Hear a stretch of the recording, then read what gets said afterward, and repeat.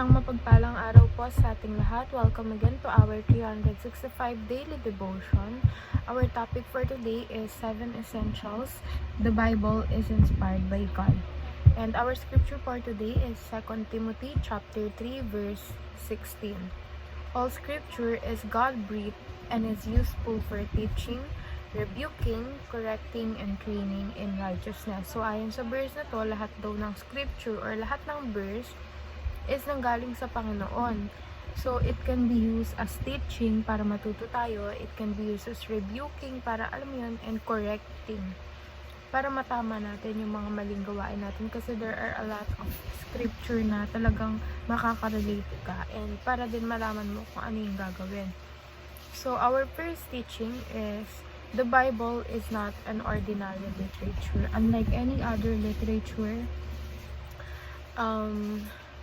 ang Bible is nanggaling talaga siya sa ating Panginoon. Nandun yung, kumbaga, it is our manual sa ating buhay. Nandun lahat ng gagawin natin. Kung may pinagdadaanan tayo, nandoon yung mga solusyon sa mga problema natin. So, it is not an ordinary literature na kapag binasa mo, you'll get entertained and you have some lesson. Sa Bible, yung kung sa ibang books, meron ka lang mga onting aral na mapupulot sa Bible is lahat ng aral na kailangan mong matutunan or pwede mong matutunan is nandun na. Second, the Bible is God's revelation to us. So, yung Bible, ito yung nagsisilbing revelation or nagsisilbing instrumento upang maipahayag ng Diyos ang gusto niyang ipahayag sa atin upang maipaalam niya kung ano yung dapat nating gawin, kung ano yung dapat nating asahan in the future. Diba? Kasi sa Bible natin malalaman na there is salvation and all. Third, the Bible is sufficient to meet our needs.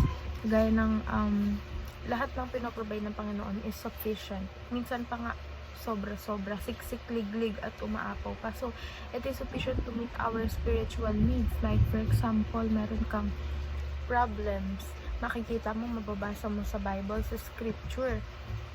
Kung may mga iniisip ka, you are worrying, mababasa mo sa scripture na do not worry, do not fear, diba? And kung mapipil mo sa sarili mo na kailangan mo ng something or kailangan mo ng emotional support, magbasa ka lang ng Bible and then sasagutin ka ng Panginoon gamit yung mga scripture niya. And moving on to application, use the Bible to interpret reality. So, sa Bible kasi nakasaad lahat ng realidad eh. Doon ka talaga mamumulat sa kung ano pala talaga yung, kung paano pala talaga gumalaw yung mundo, kung paano mag-isip yung mga tao, kung bakit nila nagagawa yung ganito, bakit sila nakakapagawa ng mabuti or masama sa kapwa nila. So, yun yung kailangan nating gamitin para maintindihan natin why is the world like this. Ganon siya. Second, interpret scripture with scripture. So, sa pag-i-interpret ng scripture, for example, yung mga scripture kasi dyan is para silang interconnected with each other. So, for example, yung scripture na, yung isang scripture is tumutukoy siya sa wag kang mag-alala or wag kang matakot sa kakainin mo sa kinabukasan, and then kahit hindi siya kasunod ng verse na yun, sa mga ibang scripture, ganun pa din, sasabihin pa rin na trust the Lord with all your heart, diba?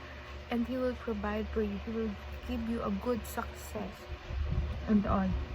And third, study the Bible and be nourished daily. So, yung ginagawa natin ngayon, yung devotion, araw-araw na pag-i-study ng Bible, para siya nating nutrients sa ating spiritual growth, na kung saan kapag araw-araw tayo nakakarinig ng mga Bible verse, ng mga salita ng Diyos, is nag-grow yung spiritual being natin, nagkakaroon tayo ng mga learnings, mga life lessons na kailangan natin sa buong buhay natin. And we need to study the Bible.